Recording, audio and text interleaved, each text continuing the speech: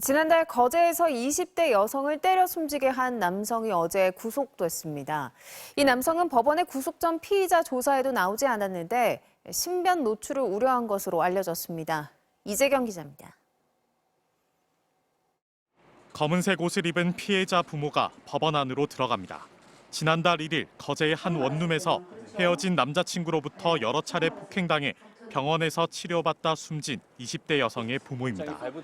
피의자 구속 여부를 결정할 구속영장 실질심사에 의견을 진술하기 위해 법원을 찾은 겁니다. 제발 가해자를 엄벌에 좀 처리해 주세요. 너무 가슴이 너무 아프고 저희 딸의 마지막 모습이 죽을 때까지 지워지지 않을 것 같고.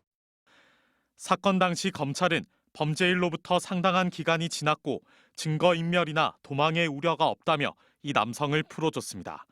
그러나 이번엔 국과수 정밀검사 소견을 바탕으로 피의자의 폭행으로 피해자가 사망에 이르러 범행이 중대한 점과 도주의 우려 등 구속 필요성이 인정됐다며 경찰이 신청한 구속영장을 청구했습니다.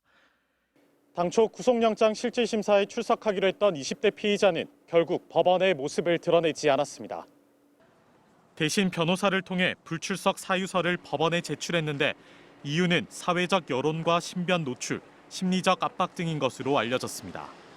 숨진 여성의 부모는 법원에서 진술하려던 내용을 서면 의견으로 대신 제출하며 재판부에 구속 수사를 거듭 촉구했습니다.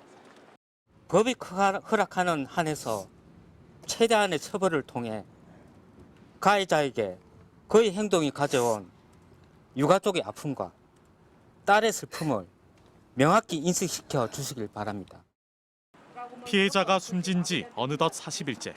제대로 된 사과조차 받지 못한 피해자 부모들은 아직 장례조차 치르지 못하고 있다며 분통을 터뜨렸습니다.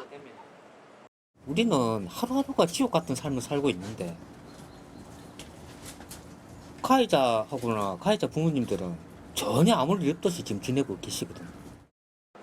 그러면서 또 다른 피해자가 더 발생하지 않도록 피의자에 대한 엄벌은 물론 교제폭력 처벌을 강화하는 제도 마련이 시급하다고 호소했습니다.